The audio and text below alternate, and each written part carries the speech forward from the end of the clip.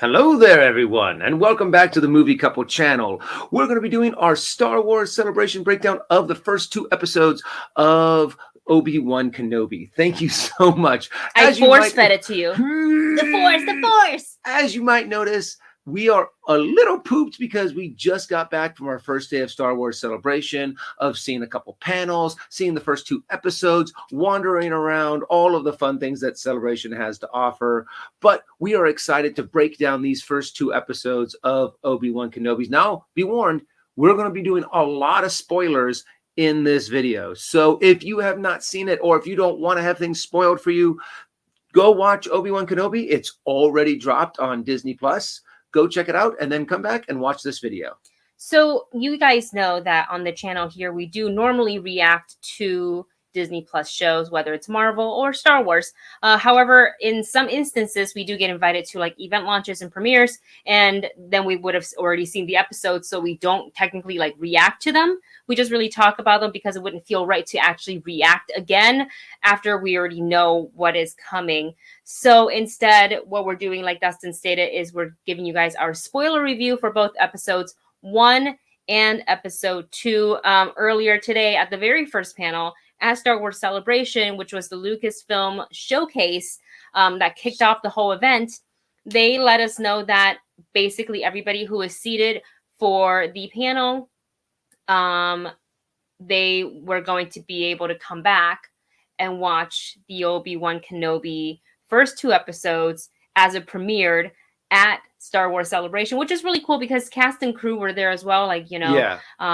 I almost called him Obi-Wan, but Ewan McGregor was there, Hayden Christensen was there, Deborah Chow, everybody was there. So it was their first time seeing it on the big screen too, and I thought it was really cool to have them seated, to see their hard work come alive on the big screen, and instantaneously hear the reactions for, you know, some of the scenes. So with that, we're going to get right back into it. We're going to get into it, and for episode 3, obviously when that drops next week, we will have our normal reactions. So we hope you guys stick around and for this review as well. And with that, here we go. Yeah, as we started off this episode, I mean, there was a lot of hype. There was getting everyone all excited for it. And they even kind of had like a red carpet kind of experience as you entered the theater. They had all of these, all the beautiful costumes from, I think they had Obi-Wan's, all of the Inquisitors costumes.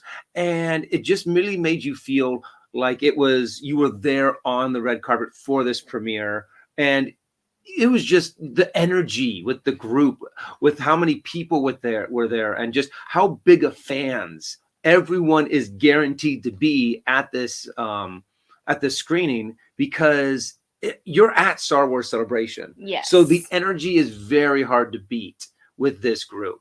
Yeah, and with that, this episode, I think episode 1, by the way, both are directed by Deborah Chow, and I think she did a fantastic job.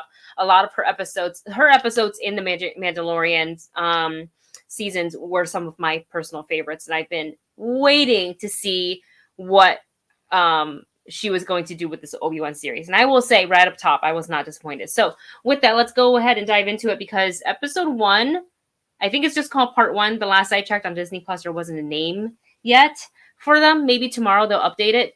But we started with the younglings. Oh my gosh. And you're sitting here, you're seeing a Jedi Master training the younglings, and you're going, oh, they're starting. Oh, no. Yeah. Oh no, they're starting here. Because you're sitting here, you know exactly what happens. And it is just, I half expected Anakin to. Yeah. Honestly, I thought for a second that maybe the clone troopers were going to walk in, kill the Jedi Master, but like get killed themselves, and then Anakin was going to come in, and you're going to see him. Yeah, they didn't go there with they that didn't one. go. They didn't go that dark. But no, the Jedi Master. You were seeing Jedi Masters fall left and right. You were seeing the stormtrooper, the clone troopers wipe them all out, and then when the Jedi Master that was protecting these kids finally goes down, the kids are like, we need to get out of here. What do we do next? We run, and all of them just run off. And I'm going to put some money down right now that I'm pretty sure one of those kids is going to come back to be. My gosh. You know what? Something that I kind of just thought of. One of them kind of looks like the third sister. Oh, we got to go back and rewatch then. But then, no, because she could be in her teens. She's young. Yeah, she might be too young. Yeah. the youngling might be too young to be 10 years later being the third sister. But so you don't know. Yeah. You don't know. That might be a nice little twist at the end. Well, now that it's on Disney Plus and we have literally dinner waiting for us right after this, we will probably give that first scene a look. And that's just a theory. But after that, we kick it over to Obi-Wan, doing his thing, really trying to stay as plain and normal and blend in down as possible, and just living this very mundane life, because his priority now is to obviously keep a watchful eye on Luke. Mm-hmm. And what's interesting in this one, I think the Inquisitors, they don't really waste any time to introduce them to us. They actually show them before they show Obi-Wan, I think. I think so too. They show them landing and going, we're looking for a Jedi. And of course, you're sitting here going, oh, are they looking for Obi-Wan? But they're not. They're looking for another Jedi that we never got his name to. I don't believe I recall. And again, we watched it only once. I want to go back and watch it again. I don't think he said, but they did find him. He was able to successfully have a getaway. But very quickly, the personalities of these Inquisitors were very quickly established. And we will talk about our third sister. She is fiery, and she is impulsive, and she is ruthless, and she kind of knows what she wants. And I think there's a lot more to her character, especially after the first 2 episodes. I think there's a lot more to her than what she's giving away. Yeah, we'll get to the fact that she knows certain things about certain characters makes me go, wait a second, there must be a lot more to you than what we're being presented with at this moment. Yeah. But, we cut to Obi-Wan once we finally, see him, and he's working at this, several issues with this, but he's working at they're like dissecting, or they're like cutting up meat. Yes. From a dead animal. Yes. So, and I know he takes it, and you see this repeated throughout the episode. He takes a little shaving of it and to feed his animal, and just almost creature of habit, just every day, wake up, work, come home, do this, go keep an eye on Luke, rinse and repeat, right? But they're in the dunes, there's no refrigeration, so how okay is the meat? Oh yeah, you would think that after a while he's not consuming them. But I think one of the things that they showed is that they did show that they were salting the meat. Oh, but that does not mean that the meat that's on the carcass is okay. That still hasn't been salted yet. That must have gone bad a long time ago. Love that. That's what we took away from the episode. But I have to admit, the meat, even though it reminded me of salmon. Yes, it's not really real. When you're thinking about it in ways of movie making, it did not look real. It's also Star Wars meat. It's Star Wars. It's Star Wars meat, and he had Star Wars food. Remember, it was liquid, and it was like, oh yeah, just like what Ray had. Yeah, I was like, oh, God, that would make life easy. But I don't know how good it tastes, but instead of bread too, it was like a stew. Yeah, and I was like, I want that more than the bread. Mm-hmm. Oh yeah, I want that more than the bread. So, in any case, we do get an instance of Obi-Wan keeping an eye on Luke. And was the episode, I'm blending the two of them together a little already. Toy for him? Yes, where Uncle Owen didn't appreciate that. No, he didn't. He said, "You stay away from us. We don't need anything from you." Yeah, and you guys saw from the trailer, the sick burn, the just like how you trained his father. Oh. And there's a lot of, and Obi-Wan's not trying to argue, but he seems pretty insistent that it is about that time for Luke to start training. Mm-hmm. And Owen is like, nope, let's just let him be a kid. We don't need to do any of this. So what I didn't expect in this episode, because I was expecting this later on down the line, is to get a look at young Leia. Yeah. That I really didn't expect so early on, and I love that we got that. Mm-hmm. And also, they really did a good job on presenting her as this highly intelligent, very sassy, free-spirited character, just like she is in the original saga. Mm-hmm. And giving her a taste of that Carrie Fisher-ness to her. However, I do believe that they kind of portrayed her as a little too smart, to where I'm like, I know some full-grown adults who don't even know, wouldn't be able to read someone like that. But maybe she's also using a little bit of the Force. And also she's growing up around, look at her parents politics and what they do, and she hears day in and day out.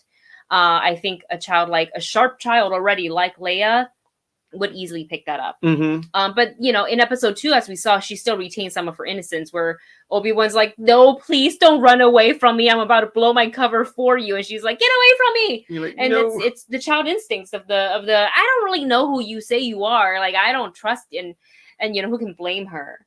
I think some people maybe can see it as bratty. I saw it as a kid being a kid. Yeah. Well, and also, I do kind of see another little flaw with that, is that when she saw the hologram, she knew the entire story. And I'm like, I don't think I would have figured that out, let alone a 10-year-old. With that, I think episode 1, I really liked a lot. I like the tone that is set. I felt like with episode 2, things...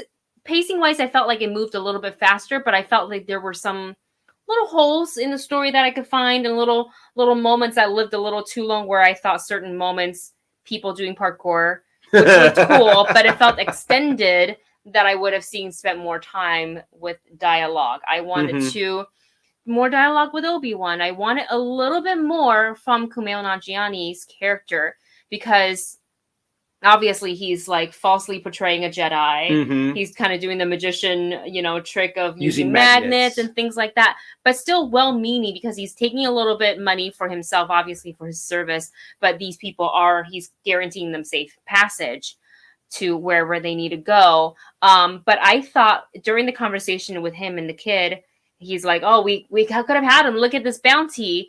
And I really, when they walked out of that room, it made it seem like they were going to join in on, like, they're going to also hunt down Obi-Wan. So when he was spotted him, I was like, wait, are we trusting this guy? Where was I was waiting for the betrayal. Yeah. I was waiting for the betrayal until he faced off with Third Sister.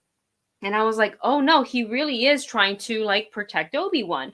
And I just felt that I wish there would have been a little bit more of explanations as to his thought process of that. Yeah. I just felt that something was missing there. The only thing that I can kind of think of is why he kind of did that is the whole reason why he does this whole Jedi scam is because he wants to kind of, not only does he need money, but he's always kind of been like a Jedi fanboy, always wishing that he had the powers and wishing that he could do good. But, I don't have powers. I kind of need money to live. And I like that he was like, I really like credits. I really like having food. Yes. So I can kind of see him going like, oh, you're a Jedi. Oh my God. And been like a fanboying out a little bit. Yes. But yeah, it did kind of come out of nowhere to where you really thought that he was going to join in on the bounty, try to get Obi-Wan, try to capture him. And then you kind of went, nope, we're going to go this way. I don't think so. We're going to go this way. Another shocking moment in episode 2 was when I did not expect this to, I thought, because when you cast an actor like Rupert Friend, he was going to stay on, maybe not the whole season because things can happen, but at least past the second episode. Yeah. I was quite surprised to see him straight up lightsaber in the gut. So I'm very surprised that, I guess he's not the Inquisitor that we thought he was in Rebels, or maybe he is, or maybe he's not dead, or maybe I did not expect that moment to happen. Yeah. What was interesting is that was very telling of her position and who she really is. Like, maybe I think there's more to her than what we as in the beginning, I believed, especially when she was having that conversation with Obi-Wan, when she sensed him in that same room and she's like, you don't know, don't you? Anakin lived and now he's Vader. I was like, whoa. I didn't think, so I'm curious as who she is and how she's privy to that information. Yeah, because in the comic books, in a lot of the canon novels, the knowledge of who Vader was very, very secret. Even Tarkin did not know. I think Tarkin knew just because he was like, he figured it out, but that information was not given to him because he knew, Tarkin knew Anakin in the Clone Wars. And of course, he knew him as Vader. So he would be able to probably put the two pieces together. But even the Emperor did not tell Tarkin about this information. So who is this Force-sensitive sister that knows Anakin's or Vader's secret identity, so to speak? Yeah, I hope we get to find out. I'm very intrigued as to what secrets she's guarding in her heart. Mm-hmm. And of course, Obi-Wan didn't ignite the lightsaber, not even once, which I am totally okay with. I want to savor that for a big, big, big moment. What was cool is as he made that decision, because the call from Bail, well, actually he paid him a personal visit. Yeah. But Bail Garnock came, was like, you gotta do this. There's no one else. And he's like, I'm rusty. But that decision of like, I'm not the same person. Yeah. And that decision of actually going on to the transport, and that's potentially could blow the entire cover that he's been working on building for all the last few years. Yeah. Well, and also the fact too that Obi-Wan most likely very much blames himself for the fall of the Jedi, because it was his apprentice that turned to the dark side and helped wipe out all of the Jedi. So he probably has this, not only did I fail Anakin, not only did I fail the Jedi Order, I failed the Republic, I failed there's no more bigger failure that I could have done. And what am I? And then he just has this self-loathing. He kind of hints at it to where he's like, I'm no longer that person anymore. And it's just like, yeah, it kind of hits hard. And then there's the realization in his eyes of, oh, Anakin's still alive, when he was for sure left for dead. And the breathing at the end when we got that shot of Vader in the back of the tank, and as the screen fades out to black. Oh, I just wonder when they're going to meet. Let me grab the poster that they actually gave us at the end of the panel. Give me 2 seconds. I know this is a live to tape. It's really weird that I'm running off camera and I'm not cutting because we're doing this live to tape. So give me 2 seconds. I'll be right back. But there's actually something that I do want to talk about with that too. With Anakin in the Bacta tank and seeing him finally being like healed, like seeing that moment of him in that tank, and you just see the eyes and he's still being very blurry. Oh yeah. It's kind of just like, oh, how much of it are we going to see? Because we saw a little bit of it in Rogue One when he was in the tank. But also, I'm wondering, they've teased Obi-Wan and Vader either fighting, meeting, or something together, but that doesn't quite hook up with what is said to have happened in A New Hope. When I can't remember the line exactly. When I left you, I was but a learner, but now I am the master. And I'm kind of like, that doesn't quite match up, but I'm wondering what they're going to do. So with that said, I feel like we definitely are going to have some sort of a face-off between the two of them, because look at this poster that they gave us. Dun, dun, dun, dun. I don't know why you need to hold up two, but it looks cool. It's Vader. And it's Obi-Wan. So, it's Vader's hand and cape. Mm-hmm. But yeah, that is definitely Vader's and that's lightsaber. Definitely his lightsaber.